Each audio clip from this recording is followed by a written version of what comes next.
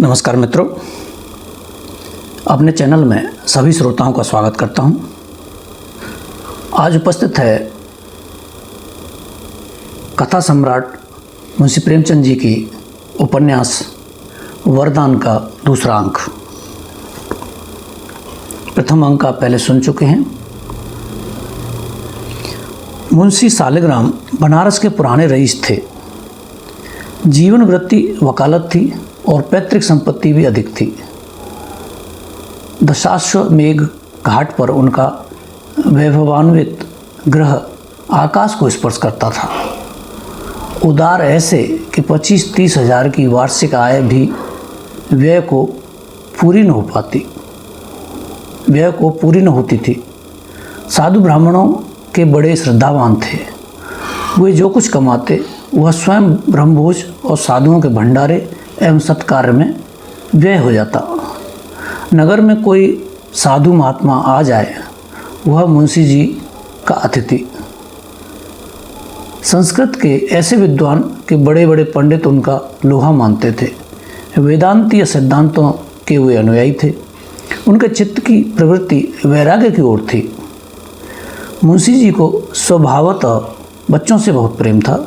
मोहल्ले भर के बच्चे उनके प्रेम वार से अभिसिंचित होते रहते थे। जब वे घर से निकलते थे तब बालकों का एक दल उनके साथ होता था। एक दिन कोई पाषाण हृदया माता अपने बच्चे को मार रही थी। लड़का बिलक बिलक कर रो रहा था। मुंशी जी से न रहा गया। दौड़े, बच्चे को गोद में उठा लिया और स्त्री के सम्मुख अपना सिर झुका दिया। स्त्री ने उस दिन से अपने लड़के को न मारने की शपथ ली। जो मनुष्य दूसरों के बालकों को ऐसा स्नेही हो, वह अपने बालक को कितना प्यार करेगा, सो अनुमान से बाहर है। जब से पुत्र पैदा हुआ, मुंशी जी संसार के सब कार्यों से अलग हो गए। कहीं वे लड़के को हिंडोले में झुला रहे हैं और प्रसन्न हो रहे हैं, कहीं वे उसे एक सुंदर सैरगाड़ी में बिठाकर स्वयं खींच रहे हैं। एक क्षण के लिए भी उसे अपने पास से दूर नहीं करते थे। वे बच्चे के स्नेह में अपने को भूल गए थे। सुबामा ने लड़के का नाम प्रताप चंद्र रखा था। जैसा नाम था वैसे ही उसमें गुण भी थे। वह अत्यंत प्रतिभाशाली और रूपवान था। जब वह बातें करता, सुनने वाले मुग्ध हो जाते। भव्य ललाट दमदम करता था। अंग ऐसे पुष्ट के द्विगुण डील वाले लड़कों को भी वह कुछ न समझता था। इस अल्पायु ही में उसका मुखमंडल ऐसा दिव्य और ज्ञानमय था कि यदि वह अचानक किसी अपरिचित व्यक्ति के सामने आकर खड़ा हो जाता तो वह विस्मय से ताकने लगता था। इस प्रकार हंसते खेलते 6 वर्ष व्यतीत हो गए। आनंद के दिन पवन की भांति सन्न से निकल जाते हैं और पता भी नहीं चलता है। वे दुर्भाग्य के दिन और विपत्ति की रातें हैं जो काटे नहीं कटती। प्रताप को पैदा हुए अभी कितने दिन हुए। बधाई की मनोहारिणी ध्वनि कानों में गूंज रही थी कि 6ठी वर्षगांठ आ पहुंची। 6ठे वर्ष का अंत दुर्दिनों का श्री गणेश था। मुंशी सालिग्राम का सांसारिक संबंध केवल दिखावटी था। वह निष्काम और निस्संबंध जीवन व्यतीत करते थे। यद्यपि प्रकट वह सामान्य संसारी मनुष्यों की भांति संसार के क्लेशों से क्लेशित और सुखों से हर्षित दृष्टिगोचर होते थे, तथापि उनका मन सर्वथा उस महान और आनंदपूर्ण शांति का सुख भोगा करता था जिस पर दुख के झोंकों और सुख की थपकियों का कोई प्रभाव नहीं पड़ता है। माघ का महीना था। प्रयाग में कुंभ का मेला लगा हुआ था। रेलगाड़ियों में यात्री रुई की भांति भर भर कर प्रयाग पहुंचाए जाते थे। 80-80 बरस के वृद्ध, जिनके लिए वर्षों से उठना कठिन हो रहा था, लंगड़ाते लाठियां टेकते मंजिलें तय करके प्रयागराज को जा रहे थे।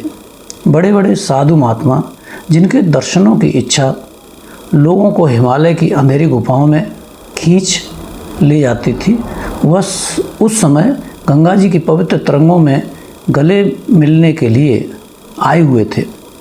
मुंशी शालिग्राम का भी मन ललचाया। सुबामा से बोले, कल स्नान है। सुबामा, सारा मोहल्ला सूना हो गया, कोई मनुष्य नहीं दिखता। मुंशी, तुम चलना स्वीकार नहीं करती? नहीं तो बड़ा आनंद होता, ऐसा मेला तुमने कभी न देखा होगा। सुबामा, ऐसे मेले से मेरा जी घबराता है। मुंशी, मेरा जी तो नहीं मानता। जब से सुना कि स्वामी परमानंद जी आए हैं, तब से उनके दर्शन के लिए चित्त उद्विग्न हो रहा है। सुबामा पहले तो उनके जाने पर सहमत न हुई, पर जब देखा कि यह रोके न रुकेंगे, तब विवश होकर मान गई। उसी दिन मुंशी जी 11 बजे रात को प्रयागराज चले गए। चलते समय उन्होंने प्रताप के मुख का चुम्बन किया और स्त्री को प्रेम से गले लगा लिया। सुबामा ने उस समय देखा कि उनके नेत्र सजल हैं। उसका कलेजा धक से हो गया, जैसे चैत्र मास में काली घटाओं को देखकर कृषक का हृदय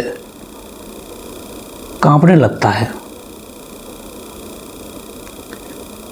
उसका कलेजा धक से हो गया, जैसे चैत्र मास में काली घटाओं को देखकर कृषक का हृदय कांपने लगता है। उसी भांति मुंशी जी के नेत्रों को अश्रुपूर्ण देखकर सुबामा कंपित हुई। अश्रु की वे बूंदें वैराग्य और त्याग का अगाध समुद्र थीं। देखने में वे जैसे नन्हे जल के कण थीं, पर थीं वे कितनी गंभीर और विस्तीर्ण। उधर मुंशी जी घर से बाहर निकले और इधर सुबामा ने एक ठंडी सांस ली। किसी ने उसके हृदय में यह कहा कि अब तुझे अपने पति के दर्शन न होंगे। एक दिन बीता, 2 दिन बीते, चौथा दिन आया और रात हो गई। यहाँ तक कि पूरा सप्ताह बीत गया, पर मुंशी जी न आए। तब सुबामा को आकुलता होने लगी। तार दिए, आदमी दौड़ाए, पर कुछ पता न चला। दूसरा सप्ताह भी इसी प्रयत्न में समाप्त हो गया। मुंशी जी के लौटने की जो कुछ आशा शेष थी, वह सब मिट्टी में मिल गई। मुंशी जी का अदृश्य होना उनके कुटुंब मात्र के लिए ही नहीं, वरन सारे नगर के लिए एक शोकपूर्ण घटना थी। हाटों में, दुकानों पर, हथाइयों में, अर्थात चारों ओर यही वार्तालाप होता था। जो सुनता वही शोक करता, क्या धनी क्या निर्धन। यह शोक सबको था। उनके कारण चारों ओर उत्साह फैला रहता था। अब सर्वत्र उदासी छा गई। जिन गलियों से वे बालकों का झुंड लेकर निकलते थे, वहाँ अब धूल उड़ रही थी। बच्चे बराबर उनके पास जाने के लिए रोते और हट करते थे।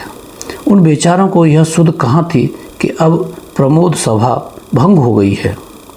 उनकी माताएं आंचल से मुख ढांप कर रोती, मानो उनका सगा प्रेमी मर गया है। वैसे तो मुंशी जी के गुप्त हो जाने का रोना सभी रोते थे, परंतु सबसे गाढ़े आंसू उन आड़तियों और महाजनों के नेत्रों से गिरते थे जिनके लेन देन का लेखा अभी नहीं हुआ था। उन्होंने 10-12 दिन जैसे तैसे करके काटे, पश्चात एक एक करके लेखा के पत्र दिखाने लगे। किसी ब्रह्मभोज में 100 रुपये का घी आया है और मूल्य नहीं दिया गया। कहीं से 200 का मैदा आया हुआ है। बजाज का सहस्त्रों का लेखा है। मंदिर बनवाते समय एक महाजन से 20 सहस्र ऋण लिया था, वह अभी वैसे पड़ा हुआ है। लेखा की तो यह दशा थी।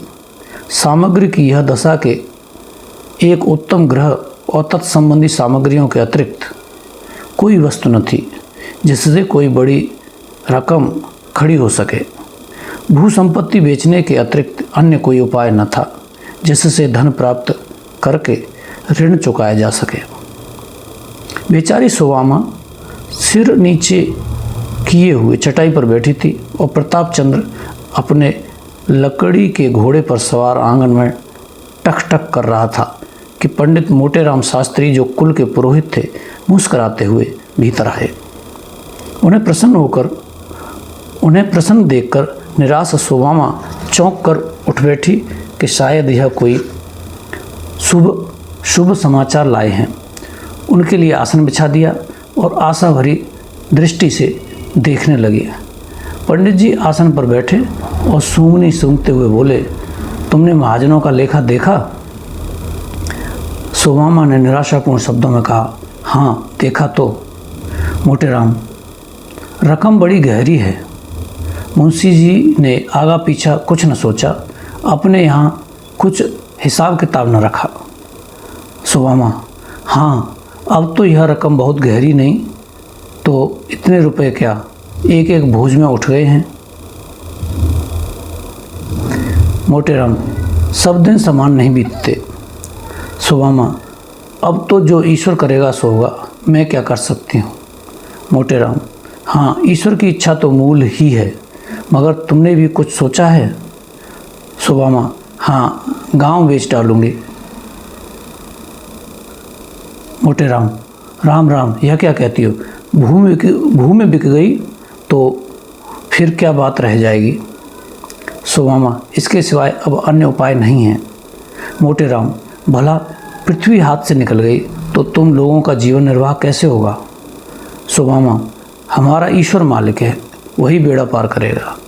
मोटेराम, यह तो बड़े अफसोस की बात होगी कि ऐसे उपकारी पुरुष के लड़के वाले दुख हों, उसके ऐसे उपकारी पुरुष के लड़के वाले दुख भोगें। सुमामा, ईश्वर की यही इच्छा है तो किसी का क्या बस। मोटेराम, भला मैं एक युक्ति बता दूं कि सांप भी मर जाए और लाठी भी न टूटे? सुमामा, हाँ बतलाइए, बड़ा उपकार होगा। मोटेराम, पहले तो एक दरख्वास्त लिखवा कर कलेक्टर साहब को दे दो कि मालगुजारी माफ़ की जाए, बाकी रुपए का बंदोबस्त हमारे ऊपर छोड़ दो। हम जो चाहेंगे करेंगे, परंतु इलाके पर आँच ना आने पाएगी। सुमामा, कुछ प्रकट भी तो हो, आप इतने रुपए कहाँ से लाएंगे? मोटेराम, तुम्हारे लिए रुपए की क्या कमी है? मुंशी जी के नाम पर बिना लिखा पढ़ी के 50,000 रुपये का बंदोबस्त हो जाना कोई बड़ी बात नहीं है।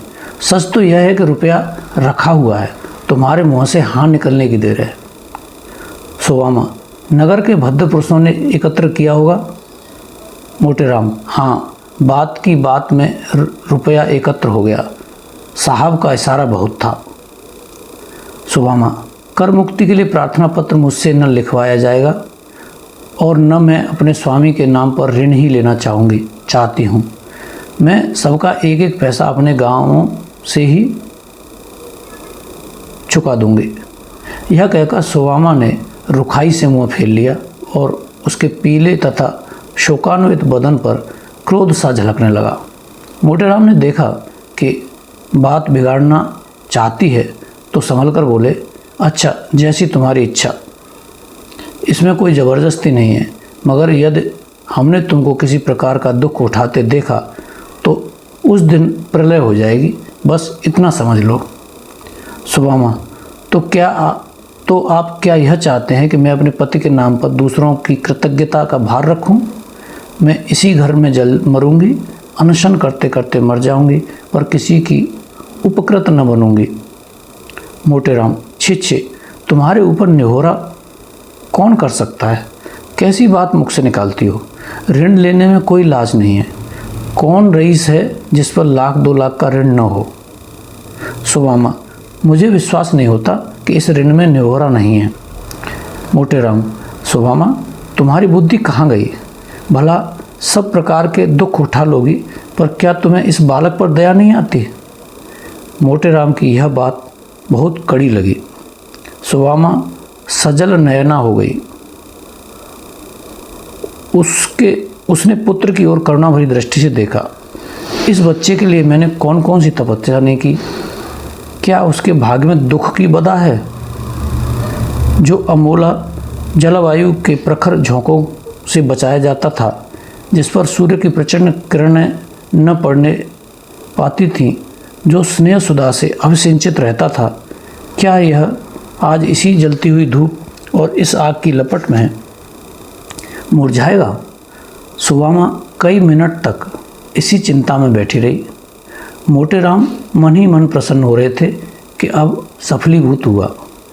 इतने में सुमामा ने सिर उठाकर कहा, जिसके पिता ने लाखों को जिलाया खिलाया, वह दूसरों को आश्रित दूसरों का आश्रित नहीं बन सकता। यदि पिता का धर्म उसका सहायक होगा तो स्वयं 10 को खिलाकर खाएगा। लड़के को बुलाते हुए, बेटा तनिक यहाँ लाओ, कल से तुम्हारी मिठाई, दूध, घी सब बंद हो जाएंगे, रोओगे तो नहीं।